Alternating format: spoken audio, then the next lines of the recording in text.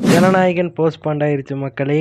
9ஆம் தேதி படம் ரிலீஸ் ஆக இருந்துச்சு. ஆனால் 9ஆம் தேதி ரிலீஸை தள்ளி வச்சுட்டாங்க. கேவிஎன் ப்ரொடக்ஷன்ஸ் அஃபீஷியலாகவே அனௌன்ஸ்மெண்ட் பண்ணிட்டாங்க. இதன் மூலமாக 9ஆம் தேதி ஜனநாயகன் ரிலீஸ் ஆகாது. எதனாலன்னு உங்களுக்கு தெரியும், நம்ம வீடியோஸும் போட்டிருக்கோம். கோர்ட்டில் ஜட்ஜ்மெண்ட்டே 9ஆம் தேதி தான் தருவாங்க. அப்படிங்கும்போது 9ஆம் தேதி படத்தை ரிலீஸ் பண்ண முடியாது.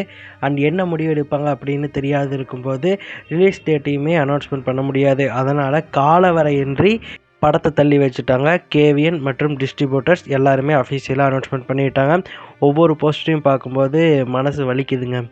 இதெல்லாம் பண்ணுறது யாருன்னு சொல்லி எல்லாருக்குமே தெரியும், பிஜேபி தான். ஆனால் எனக்கு என்ன வருத்தம்னு கேட்டிங்கன்னா, பிஜேபி இதை பண்ணுறாங்கல்ல, இதை எதிர்த்து தளபதி விஜயும் விஜயர்களுடைய பார்ட்டியான டிவிகேவும் பேசணும். ஆனால் 2 பேருமே பிஜேபி அப்படிங்கிற வார்த்தையை வாயிலிருந்து சொல்லவே மாட்றாங்க. எனக்கு என்ன தோணுதுன்னா, ஒரு வேளை பயப்படுறாங்களா அப்படின்னு சொல்லிட்டு தான் தோணுது. இப்போ வாய் திறக்கலன்னா எப்போ வாயை திறக்க போகிறீங்க அப்படின்னு சொல்லிட்டு கேட்க தான் தோணுது. படத்தையே தள்ளி வச்சுட்டாங்க, அடிவயிலே கை வச்சுட்டாங்க. இனி என்ன நடவடிக்கை எடுக்க போகிறாரு தளபதி விஜய், வெயிட் பண்ணி பார்க்கலாம்.